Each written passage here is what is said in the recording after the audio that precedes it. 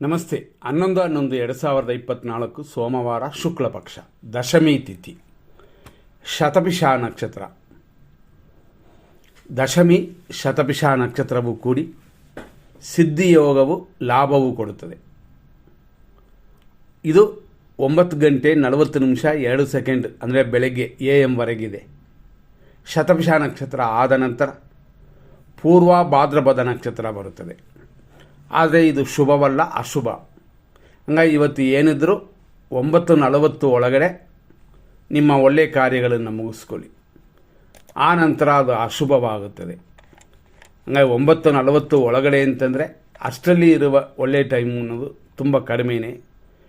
6:17 7:41, 9:12 9:38 ಎರಡೇ ಟೈಮ್ ಇರೋದು. ಆದ್ದರಿಂದ ಇಷ್ಟರಲ್ಲೇ ನಿಮ್ಮ ಕಾರ್ಯಗಳನ್ನು ಮುಗಿಸ್ಕೊಳ್ಳಿ. ಆಮೇಲೆ ಶುಭಕರವಾಗಿಲ್ಲ.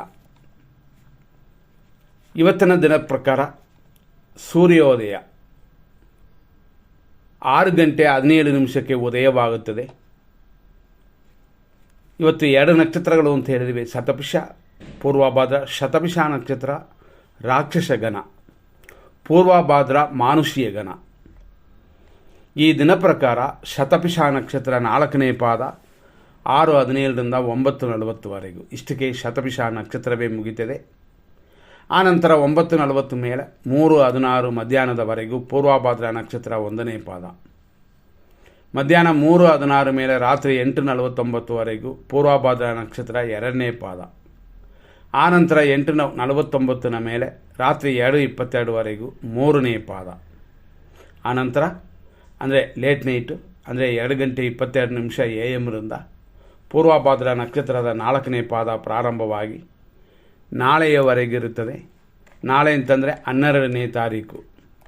12ನೇ ತಾರೀಕು ಮಂಗಳವಾರ, ಪೂರ್ವಭಾದ್ರ ನಕ್ಷತ್ರ ಬೆಳಗ್ಗೆ 7:51 ಅಲ್ಲಿಯವರೆಗೂ ಪೂರ್ವಭಾದ್ರ ಇದೆ. ಆಮೇಲೆ ಉತ್ತರಾಭಾದ್ರ ನಕ್ಷತ್ರ. ಈ ರೀತಿಯಾದ ಇವತ್ತಿನ ದಿನದಲ್ಲಿ ಕೆಲವು ವಿಷಯಗಳನ್ನ ಇವತ್ತಿಗೆ ಬರೋಣ. 11ನೇ ತಾರೀಕಿಗೆ ಇವತ್ತಿನ ದಿನದಲ್ಲಿ ರಾಹು ಕಾಲ ಇರೋದು 7:43 9:10. ಯಮಗಂಡ ಕಾಲ ಇರೋದು 10:37 12:04. ನಕ್ಷತ್ರ ವಿಷಘಟಿಕಾ ಕಾಲ ಇರೋದು ಮಧ್ಯಾಹ್ನ 3:35 ಸಂಜೆ 5:04 ಇದೆ. ಇದು ಇಂಪಾರ್ಟೆಂಟ್ ಸಮಯ. ಈ ಸಮಯಗಳಲ್ಲಿ ಶುಭ ಕಾರ್ಯಗಳನ್ನು ಪ್ರಾರಂಭ ಮಾಡಬೇಡಿ. ಇದರಲ್ಲಿ ಇನ್ನೊಂದು ಸಮಯ ಅಂತಂದರೆ ಅಶುಭ ಸಮಯ ಅಂತ ನಾವು ಲೆಕ್ಕಕ್ಕೆ ತಗೋಬೇಕು. ಯಾಕೆಂತಂದರೆ ನಾವು ಎಂದಿನಂತೆ ಹೇಳ್ತೀವಿ, ಕೆಲವು ದಿನಕ್ಕೆ ಮಾತ್ರ, ಕೆಲವು ಸಮಯ ಮಾತ್ರನೇ ಶುಭವಾಗಿರೋದು. ಅಥವಾ ಕೆಟ್ಟೋದಾಗಿದ್ದರೂ ಪರಿಹಾರ ಮಾಡಬಹುದು ಅಂತ. ಎಲ್ಲ ಸಮಯದಲ್ಲೂ ಪರಿಹಾರ ಮಾಡೋಕ್ಕಾಗಲ್ಲ. ಉದಾಹರಣೆ 9:40 11 ಮೃತ್ಯು ಇದೆ. ಮೃತ್ಯುವಲ್ಲಿ ಪರಿಹಾರ ತುಂಬ ಕಡಿಮೆ. 10:37 12:04 ಯಮಗಂಡ ಕಾಲ ಅಂತಂದ್ವಿ. ಈ ಸಮಯದಲ್ಲೂ ಕೂಡ ಪರಿಹಾರವಿಲ್ಲ. ಮಧ್ಯಾಹ್ನ 12:27 1:13 ದುರ್ಮುಹೂರ್ತ. ಮಧ್ಯಾಹ್ನ 3:35 ಸಂಜೆ 5:04 ನಕ್ಷತ್ರ ವಿಷಘಟಿಕಾ ಕಾಲ. ರಾತ್ರಿ 12:04 1:37 ವಿಷಕಾಲ. ರಾತ್ರಿ 2:22 ಚಂದ್ರಾಷ್ಟಮ ಬರುತ್ತದೆ ಸಿಂಹರಾಶಿಗೆ. ಅಲ್ಲಿಯವರೆಗೂ ಕರ್ಕಾಟಕ ರಾಶಿಗೆ ಚಂದ್ರಾಷ್ಟಮ. ಅಂದರೆ ಬೆಳಗ್ಗೆ 6:17 ರಾತ್ರಿ 2:22 ಕರ್ಕಾಟಕ ರಾಶಿಗೆ ಚಂದ್ರಾಷ್ಟಮ. ಹಂಗಾಗಿ ಇವತ್ತಿನ ಶುಭ ಸಮಯಗಳು ಅಂತ ಇರುವ ಸಮಯವನ್ನು ಕೊಟ್ಟಿದ್ವಿ 9:38 ಮಾತ್ರನೇ. ಎಮರ್ಜೆನ್ಸಿಗೆ ಆಮೇಲೆ ಬರುವಂಥ ಒಳ್ಳೆಯ ಟೈಮ್ನ ಕೊಡ್ತೀವಿ. ಎಮರ್ಜೆನ್ಸಿಗೆ ಮಾತ್ರನೇ ಆಸ್ಪತ್ರೆ, ಕೋರ್ಟು ಮುಂತಾದ ಕಾರ್ಯಗಳಿಗೆ 12:06 ಮಧ್ಯಾಹ್ನದಿಂದ 12:25 ಮಧ್ಯಾಹ್ನ 1:15 ಮಧ್ಯಾಹ್ನ 3:33 ಸಂಜೆ 5:06 ರಾತ್ರಿ 12:06 ಮತ್ತು ರಾತ್ರಿ 1:39 ಬೆಳಗಿನ ಜಾವದವರೆಗೆ ಇದೆ. ಈ ರೀತಿಯಾಗಿರೋದು ಈ ಟೈಮೆಲ್ಲ ಎಮರ್ಜೆನ್ಸಿಗೆ ಮಾತ್ರನೇ. ನಾವು ಹೇಳಿದಂತೆ 6:17 7:41 ಮತ್ತು 9:12 9:38 ಇದು 2 ಟೈಮ್ ಮಾತ್ರನೇ ಇವತ್ತು ಶುಭಕರವಾಗಿರೋದು. ಇದನ್ನು ನೋಡಿಕೊಂಡು ನಿಮ್ಮ ಕಾರ್ಯಗಳನ್ನು ಮಾಡಿ. ಕೆಲವು ಕಾರ್ಯಗಳನ್ನು ಮಾಡೋಕ್ಕೆ ಈ ಸಮಯದ ನಂತರ, ಅಂದರೆ 2ನೇ ನಕ್ಷತ್ರ ಶತಭಿಷ ಆದ ಮೇಲೆ ಬರುವ ಪೂರ್ವಭಾದ್ರ ನಕ್ಷತ್ರ, ಇದು ಪೂರಟಾದಿ ಅಂತಲೂ ಅಂತಾರೆ.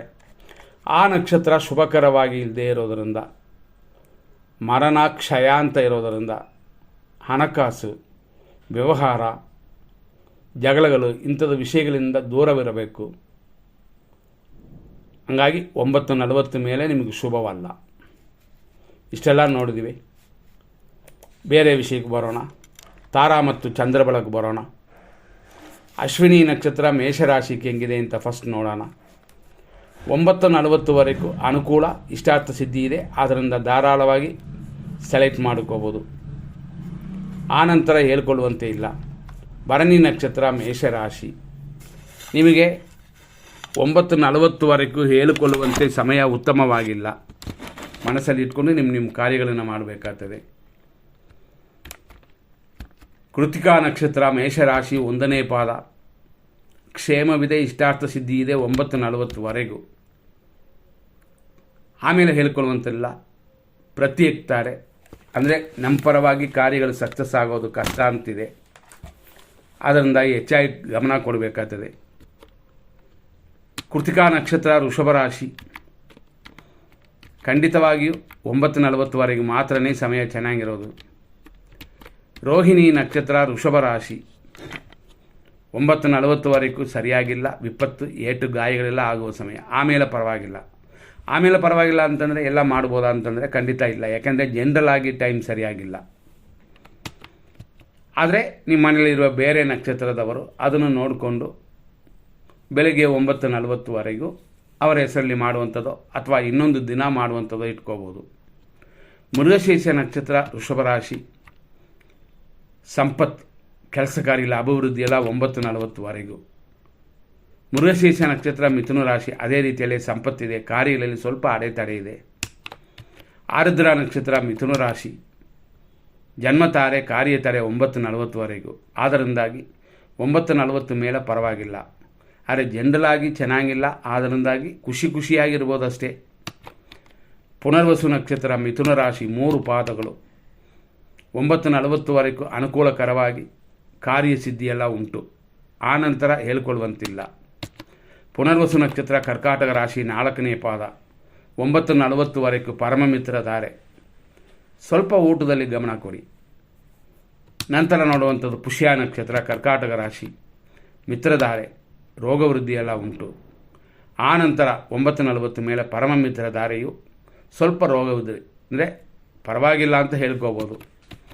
ಆಶ್ಲೇಷ ನಕ್ಷತ್ರ ಕರ್ಕಾಟಕ ರಾಶಿ, ಟೆನ್ಷನ್ ಇದೆ. ಟೆನ್ಷನ್ ಬಿಟ್ಟುಬಿಡಿ. ಬೆಳಗ್ಗೆ 9:40 ಮೇಲೆ ಸ್ವಲ್ಪ ಪರವಾಗಿಲ್ಲ. ಅಂದರೆ ಜನರಲ್ ಆಗಿ ದಿನ ಸರಿಯಾಗಿಲ್ಲ. ಅದರಿಂದ ಖುಷಿಯಾಗಿರಿ. ಏನೂ ಕಾರ್ಯಗಳನ್ನ ಪ್ರಾರಂಭ ಮಾಡೋದು ಬೇಡ. ಮಖ ನಕ್ಷತ್ರ ಸಿಂಹರಾಶಿ, ಅನುಕೂಲ, ಇಷ್ಟಾರ್ಥ ಸಿದ್ಧಿಯೆಲ್ಲ ಉಂಟು 9:40ವರೆಗೆ ಮಾತ್ರ. ಪುಬ್ಬ ನಕ್ಷತ್ರ ಸಿಂಹರಾಶಿ, ಪ್ರತ್ಯೇಕ್ತಾರೆ, ಅನುಕೂಲವಿಲ್ಲದ ದಿನವಿದು 9:40ವರೆಗೂ. ಆಮೇಲೆ ಪರವಾಗಿಲ್ಲ.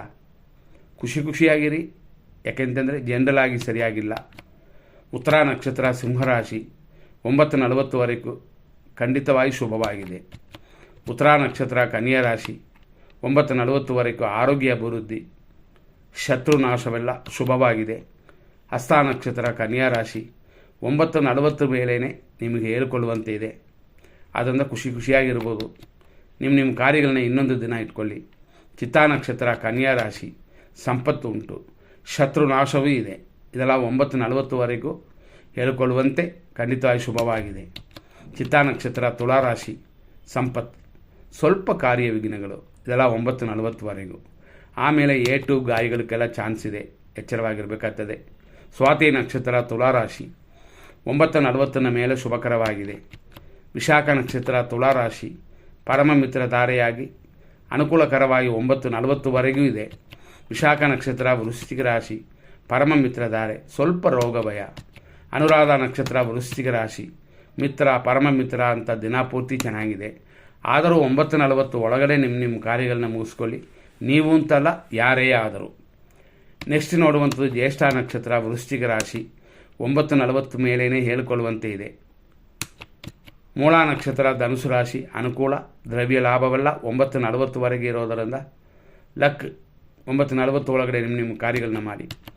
ಪೂರ್ವಾಷಾಢ ನಕ್ಷತ್ರ ಧನುಸು ರಾಶಿ, 9:40ವರೆಗೂ ಅಷ್ಟೊಂದು ಹೇಳಿಕೊಳ್ಳುವಂತೆ ಇಲ್ಲ. ಆದ್ದರಿಂದ ಸಕ್ಸಸ್ ಆಗುತ್ತದೆ ಅಂತ ಗ್ಯಾರಂಟಿ ಇದ್ದರೆ ಮಾಡಿ. ಉತ್ತರಾಷಾಢ ನಕ್ಷತ್ರ ಧನುಸು ರಾಶಿ 1ನೇ ಪಾದ 9:40ವರೆಗೂ ಆರೋಗ್ಯ ಅಭಿವೃದ್ಧಿ, ಎಂದಿನಂತೆ ಬರುವ ಲಾಭಕ್ಕೂ ತೊಂದರೆಗಳಿಲ್ಲ.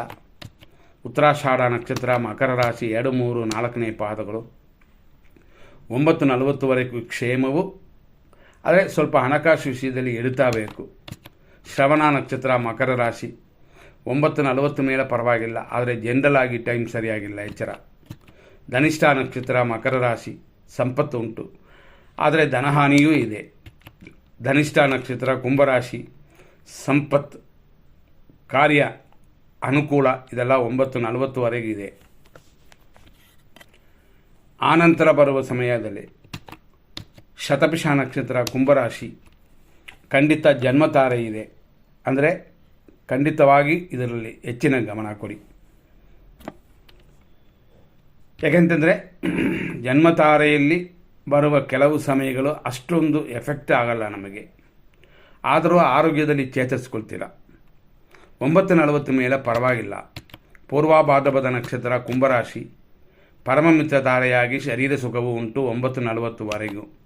ಪೂರ್ವಭಾದ್ರಪದ ನಕ್ಷತ್ರ ಮೀನರಾಶಿ ಪರಮಮಿತ್ರ ತಾರೆ, ಸ್ವಲ್ಪ ವ್ಯಯ.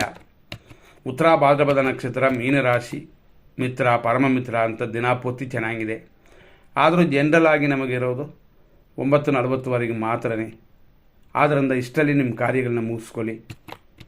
ರೇವತಿ ನಕ್ಷತ್ರ ಮೀನರಾಶಿ 9:40 ಮೇಲೆ ಪರವಾಗಿಲ್ಲ, ಅಲ್ಲಿಯವರೆಗೂ ಮೀಡಿಯಮ್ ಆಗಿದೆ. ಹೆಚ್ಚಿನ ಕಾರ್ಯಗಳನ್ನು 9:40 ಮೇಲೆ ಮಾಡೋದಾಗಿದ್ದರೆ ಖಂಡಿತ ಯೋಚನೆ ಮಾಡಬೇಕಾಗ್ತದೆ. ಮುಂದಿನ ಸಂಚಿಕೆಯಲ್ಲಿ ನೋಡೋಣ. ಧನ್ಯವಾದಗಳು.